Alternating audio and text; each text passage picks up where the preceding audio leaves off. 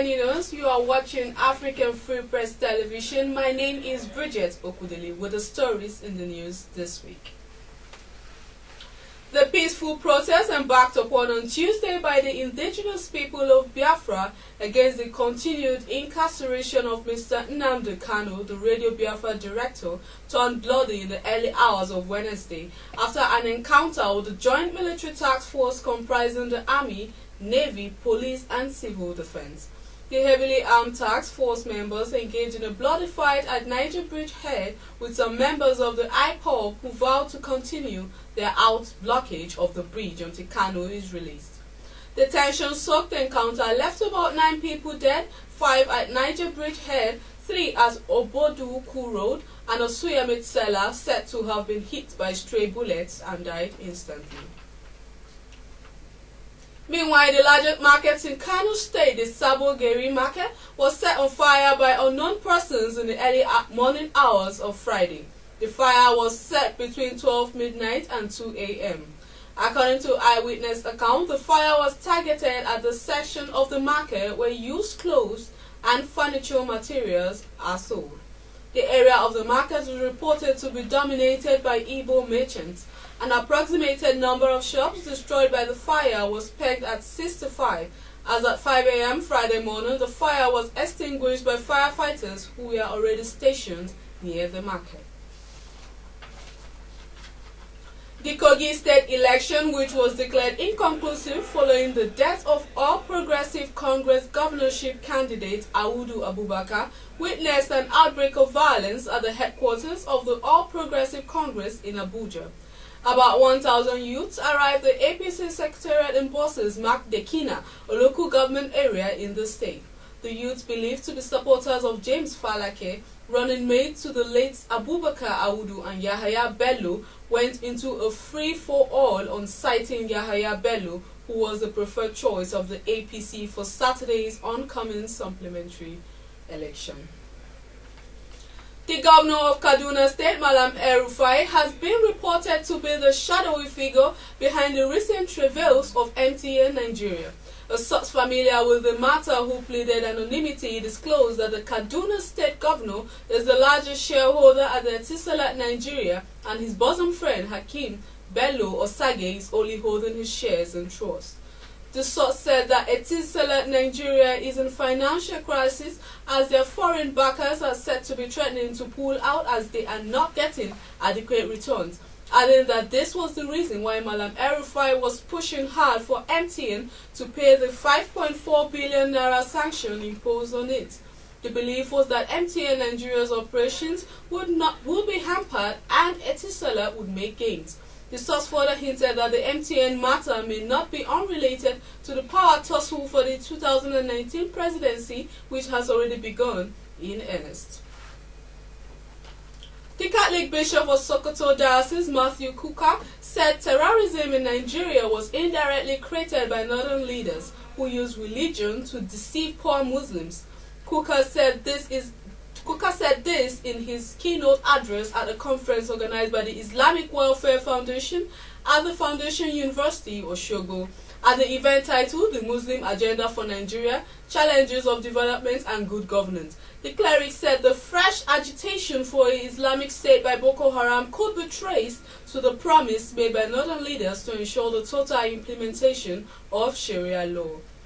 Bishop Kuka said the hypocritical elites continue to believe that they can claim the benefits of democracy but use it only to consolidate their hold on power, and as a consequence has laid the foundation for what is now Boko Haram. Former President Goodluck Jonathan escaped a fatality when some suspected militants working for the All Progressive Congress in Bayelsa State drove into his convoy. The men who intercepted and drove into a short motorcade conveying the former president from the Julius Berger Bridge area of the state capital Yanagwa trailed and chased the motorcade to the entrance of the Yanagwa private residence of the former president in the Pansia area of the town, before they were overpowered and arrested by a combined team of security operatives attached to the former president. The Bayelsa State Police Command also confirmed their arrest, adding that the suspects were not ex-militants as reported by a section of the media, but persons who mistakenly followed the convoy of the former president, thinking it was of their principal.